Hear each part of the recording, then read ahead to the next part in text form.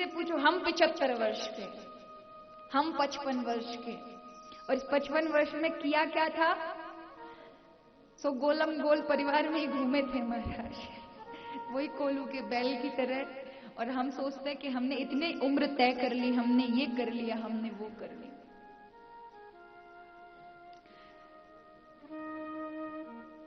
आयुर्नश्यति प्रतिदिनम या तिक्षम यौवनम प्रत्यायान्ति गता पुनर्दिवसा कालो जगद्वक्षखा लक्ष्मीस्तोय तरंग भंग चपिला विद्युत चलम जीवनम। आयु ऐसे निकलती जा रही है जैसे आप अलकनंदा में नदी में जाकर एक मुट्ठी जल भर लें, कितने देर तक आप टिका सकते हैं? बूंद बूंद करके तो वो सारा निकल ही जाना है। इसी तरह से भगवान ने आपकी अंजलि रूपी शरीर में आयु रूपी, समय रूपी जल भरा है, जिसका प्रतिदिन एक दिन करके बूंद निकलती जा रही है। आज की बूंद भी गई, शाम होने को आई, फिर दूसरी बूंद निकल जाएगी, और एक दिन जितना इस घड़े में पर्याप्त होगा, जितना इस अंजलि में होगा, तब तक ही जीवन है। इसलिए कहा प्रत्यायान्ति गता पुनर्दिवसा कालो जगद्वक्षखा। रात दिन काल खाए जा रहा है उस समय को, लेकिन व्यक्ति चिंतित ही नहीं, क्योंकि भगवान की ये जो माया है, भगवान का जो ये संसार है, ये बड़ा दिव्य है महाराज। जो भी आता है अच्छे अच्छे पार नहीं पा सकते उसका। अच्छा आप बताइए, पूरे जीवन भर हम क्या करते हैं? पूरे जीवन भर हम अपना जीवन, जैसे ही समझदार होते हैं, बचपन में तो खेल कूद में पूरा जीवन जाता है, समझदार हुए थोड़े 22 वर्ष के हुए, 25 वर्ष के, तब दिमाग आता है कि चलो कमाया जाए, गृहस्थी कैसे चलेगी, विवाह होगा, बाल बच्चे कैसे पलेंगे, और फिर पूरा जीवन 55 वर्ष तो महाराज, जब तक रिटायरमेंट नहीं होता तब तक तो लगे रहते महाराज। लेकिन जैसे बड़े हुए सोचते हैं कि अब आनंद मिलेगा, अब जीवन का, लेकिन वहां तक पहुंचने के बाद इंसान को जीवन का पूरा अनुभव मिल जाता है। जो नहीं समझ पाते वो मूर्ख हैं।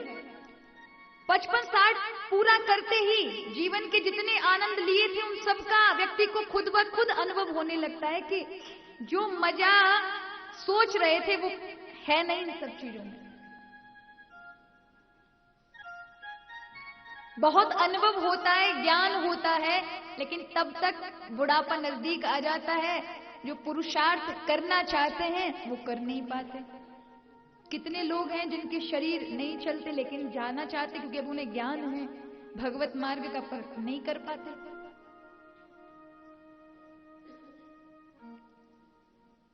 तो समय पूरे जीवन भर कमाया, लेकिन समय उससे भी बड़ा कीमती है। पूरे जीवन की कमाई एक तरफ और 80 सेकंड 60 सेकंड अगर मांगो वो आपको मिलने वाली नहीं है। कौन बड़ा? पैसा या समय? समय बड़ा है, लेकिन दुर्भाग्य है इंसान पैसे को सोचकर खर्च करता है पर समय को बिना सोचे समझे महाराज जहां मन आ रहा है सो अपना समय बर्बाद करें, इधर बैठ, फालतू चीजों में बैठ। कई लोग तो गप्पे उड़ाने में पूरा दिन बर्बाद कर देते महाराज। ठीक है, मनोरंजन करिए आप, अच्छी बात है, जीवन में वो भी होना चाहिए। अगर जीवन बिल्कुल ही नीरस रहे, इसलिए कहा ना तो अति, अपने जीवन के साथ अत्यधिक अति मत करिए, ना अति खुला छोड़िए, बीच में समता में रहिए। कई लोग ऐसे अपना जीवन बना लेते कि इतना नियम, इतना व्रत और इतना जप और इतना तप और इतना सब कुछ रात दिन कि जीवन में रस ही नहीं आता, आनंद ही नहीं होता। और कई लोग इतने आलसी होते हैं, उठते नहीं है महाराज 12-12 बजे से पहले, कुछ करते धरते नहीं, कोई स्नान आदि नहीं होता उनका, भगवत भजन नहीं होता, बस पूरे दिन सोना, खाना और फिर सो जाना, या 2-2.5 घंटे अपना कोई काम धाम कर लेना। यानी अति प्रमादी जीवन। ऐसा भी नहीं होना चाहिए और अति कसके भी ना हो। आपने वीणा के तार देखे होंगे, ना अति कसके होते हैं ना अति ढीले होते हैं, तभी उनमें सुर पैदा होता है। हमारा भी जीवन बीच का हो, भगवत भजन भी हो, संसार का भी आप आनंद लीजिए, लेकिन प्रभु को मत भूलिए, समय को याद रखिए। समय बड़ा कीमती है महाराज, और यही राजा परीक्षित को बता रहे हैं। कुछ लोग कहते हैं भागवत कथा पहले श्रवण करो और फिर आचरण करो, तभी भागवत कथा की सफलता है, ऐसा ही कहते हैं ना। लेकिन आप बताइए, जो इस कथा को सुन रहा है वो श्रोता परीक्षित, उसके पास आचरण करने का समय था ही नहीं, मात्र 7 दिन थे। और गोपियां भी यही कहती है, भैया केवल हरि कथा सुन लेते हैं आप। भागवत का प्रथम महात्म्य श्लोक है, सदा सेव्या श्रीमद् भागवती कथा यस्या श्रवण मात्रेन हरि चित्तम समाश्रयेत। सदा सुनते सुनते हरि आपके चित्त में आ जाते हैं, और जब आप कथा सुनते रहते हैं तो वो कथा भी आपको कुछ करने की जरूरत नहीं पड़ती, आचरण में अपने आप उतरने लगती है और आपको पता भी नहीं चलता। इसलिए गोपियां भी कहती है, श्रवणम मंगलम श्रीमदाततम। आपकी जो कथा है वो मंगल कथा करने वाली है, तब कथा अमृतम तृप्त जीवनम, तृप्त करने वाली है, सुनना मंगलकारी है।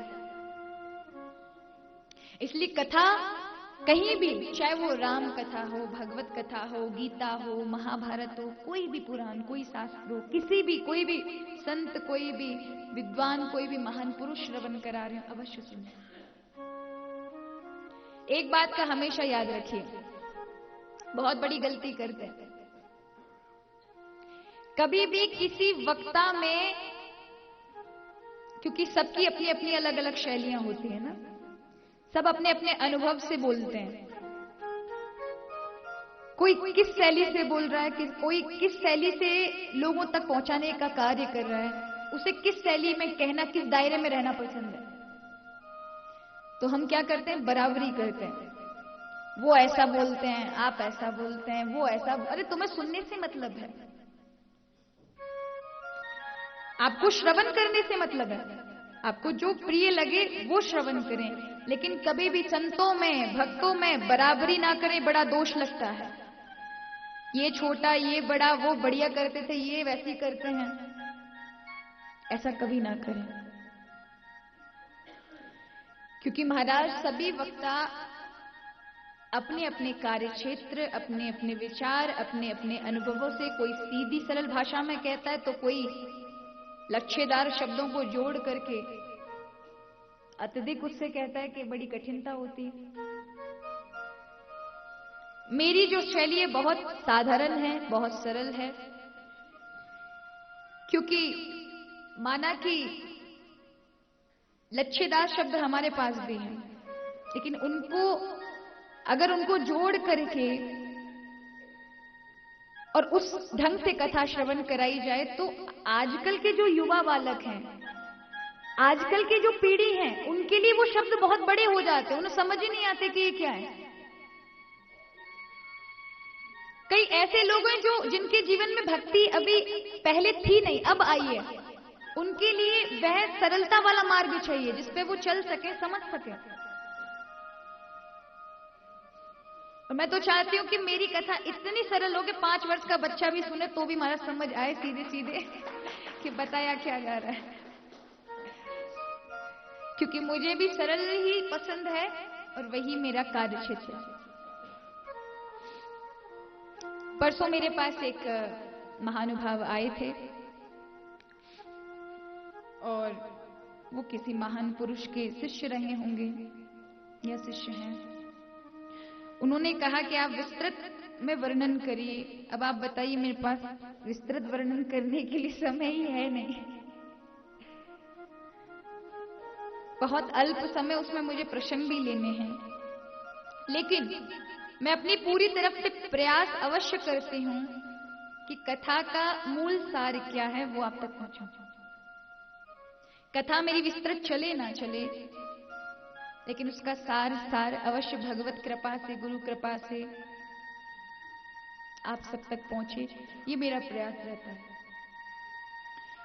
नहीं, कथा विस्तृत केवल कथाएं कथाएं श्रवण करे तो ऐसा नहीं है प्रत्येक व्यक्ति यहाँ विद्वान है। सबको मालूम हमारा गजेंद्र ने का कियो, राम भगवान ने का कियो, कृष्ण भगवान ने कौन कौन सी लीलाएं की, वामन भगवान ने क्या किया है, सब जानते हैं। लेकिन वामन कथा का श्रेय क्या है, उसका सार क्या है, भगवान क्या आपसे बताना चाहते हैं, नरसिंह अवतार में भगवान ने क्या ऐसा बताया, कृष्ण अवतार आपको क्या मीमांसा देना चाहता है। ठीक है, लीलाओं में आनंद है, लेकिन लीलाएं बहुत बड़ा आपको जीवन का दर्शन दे रही है कि जीवन किस दिशा में जीना चाहिए, हमें कैसे जीवन जीना चाहिए इन कथाओं के माध्यम से। और मैं तो मानती हूं कि कथा का दौर भोलेनाथ मां पार्वती के समय से ही चल रहा है, क्योंकि वही सुनाते थे बैठ के कैलाश पर्वत पर पार्वती को, और कथा महाराज कहते थे, और तभी से कथा पुराणों का आरंभ हुआ युग। कुछ लोग कहते महाराज पहले के ऋषि तो भोजपत्रों पर लिख करके शास्त्र अपने अनुभव लिखते थे, और आजकल के वक्ता हैं कि माइकों पर बोल रहे, लिखते विखते नहीं महाराज। उस समय भोजपत्रों का जमाना था, ठीक है, फिर जब पीढ़ी बदली तब कागजों में ऋषियों ने लिखी किताबों का जमाना था। लेकिन आज जिस दौर में है ना महाराज, ये दौर किताबों का नहीं। आजकल कौन किताब देखे बताइए, कितने आप में से जो किताबें पढ़ते हैं। आजकल तो आईफोन का जमाना है, आजकल तो फोनों का जमाना है। कोई भी चीज अगर सर्च करनी तो सबसे पहले गूगल पे डालेंगे, है कहां पर, ये कौन सी जगह है। हर एक चीज का सहारा पहले किताबें थी, उनको अध्ययन करते थे, स्वाध्याय करते थे, तो अनुभव बढ़ता था, ज्ञान बढ़ता था। आज सरल रास्ता पकड़ लिया, क्योंकि टेक्नोलॉजी इतनी हाई है कि आपके फोन में ही पूरी दुनिया है। कुछ भी डाल लीजिए आपको तुरंत मिल जाएगी, कहाँ है, कितने किलोमीटर है। अगर आप यहाँ बैठे हैं, कौन कौन से रेस्टोरेंट हैं, कौन कौन से होटल हैं, कहाँ कहाँ क्या क्या शाकाहारी भोजन मिलेगा, मंदिर आपके इस होटल से कितना दूर है, ये सब आप यही गूगल पर बैठकर सर्च कर सकते हैं। डॉक्टर कौन कौन है यहाँ पर, बस स्टैंड कहाँ पर है, टेम्पो स्टैंड कहाँ है, वाहन ये टूरिज्म वाले कहाँ मिलेंगे, टूर ट्रेवल्स वाले कहाँ मिलेंगे, ये सब कहाँ, गूगल पर सर्च कर लीजिए।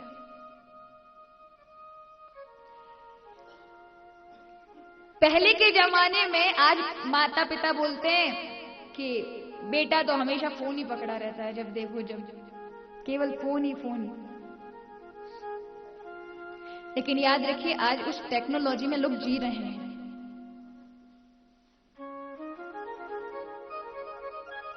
पिताजी के जमाने में टीवी चलती थी, लोग तब भी ताना मारते थे, हमेशा टीवी में ही बैठा रहता है। उससे पूर्व दादा के जमाने में नॉवेल चलती थी, किताबें, उपन्यास लोग पढ़ते थे। तो लोग कहते हमेशा किताबों में ही लगा रहते तो पागल हो जाएगा। तो जब जब कोई ना कोई युग परिवर्तन होता है, कोई नई चीज आती है, तो लोग उसको बोलते हैं। लेकिन जब किताबों का जमाना था तब धर्म किताबों में लिखा हुआ था। जब टीवी का जमाना आया तो बड़े बड़े चैनल आ गए, साधना जैसे चैनलों ने उस माध्यम से धर्म को स्थापित करना चाहा। भगवान राम की कथा, कृष्ण कथाएं आरंभ हो गई इन्हीं टीवी चैनल्स पे। और आज फोन का जमाना आ गया, तो जैसे जैसे युग बदला और ऋषियों ने, संतों ने माध्यम अपनाया धर्म का प्रचार प्रसार करने के लिए, उसी तरह से आज फोन में भी इतनी सरलता से धर्म का प्रचार प्रसार होना बहुत आवश्यक है। क्योंकि फोन में अच्छी चीजें भी हैं और बुरी चीजें भी हैं। अच्छी चीजें, बुरी चीजें जितनी सरलता से मिलती हैं, उतनी उससे भी ज्यादा सरलता से धर्म वहां प्राप्त हो, अध्यात्म वहां प्राप्त हो, विचार अच्छे वहां प्राप्त हो। इसलिए फोन बुरा नहीं है, ये टेक्नोलॉजी बुरी नहीं है। बुरे तो हमारे विचार हैं कि हम क्या देखना पसंद कर रहे हैं। वहां तो दोनों ही चीजें अच्छी भी हैं बुरी भी हैं, पर आप क्या देखना पसंद करते हैं, ये बहुत महत्वपूर्ण है। तो कुछ लोग कहते हैं कि भैया भगवान ने ये शरीर दिया है, भगवान ही चलाने वाले, भगवान ही सब कुछ देख रेख करते हैं, तो ये भगवान हमें जब चलाते हैं, भगवान ही सारी सृष्टि चला रहे, प्रत्येक व्यक्ति के अंदर बैठे हुए हैं, तो फिर हमसे पाप क्यों करवाते हैं, हमसे पाप क्यों होते हैं, भगवान बुरे काम क्यों करवा